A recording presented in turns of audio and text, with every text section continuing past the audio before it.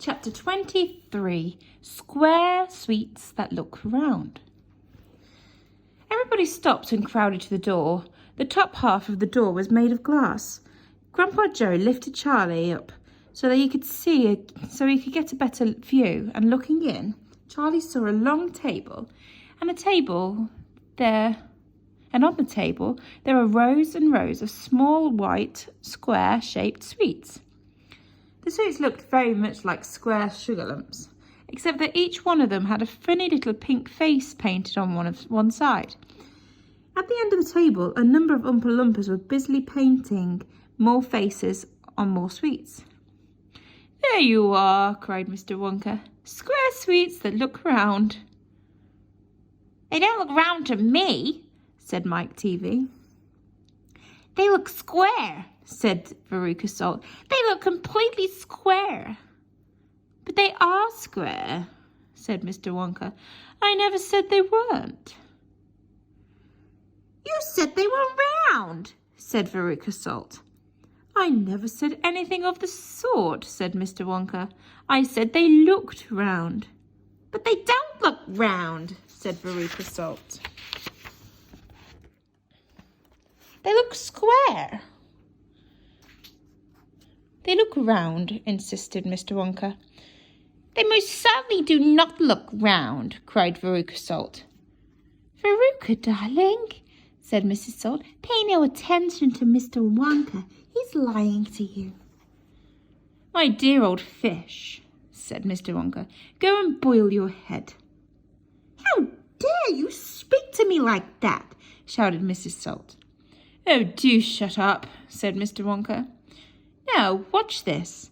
He took a key from his pocket and unlocked the door and flung it open. And suddenly, at the sound of the door opening, all the rows of little square sweets looked quickly round to see who was coming in. The tiny faces actually turned towards the door and stared at Mr. Wonka. "There you are," he cried triumphantly. "They're looking round. There's no argument about it. They are square sweets that look round." "By golly, he's right," said Grandpa Joe. "Come on," said Mr. Wonka, starting off down the corridor again. "On we go. We mustn't dawdle." "Butterscotch and buttergin," it said on the next door they passed. "Now that sounds a bit more interesting," said Mr. Salt, Veruca's father. "Glorious stuff," said Mr. Wonka. "The Oompa Loompas will all adore it. It makes them tiddly. Listen, you can hear them in there now, whooping it up." Shrieks of laughter and snatches of singing could be heard coming through the closed door. "They're drunk as lords," said Mr. Wonka. "They're drinking butterscotch and soda. They like that best of all. Butter gin and tonic is also very popular.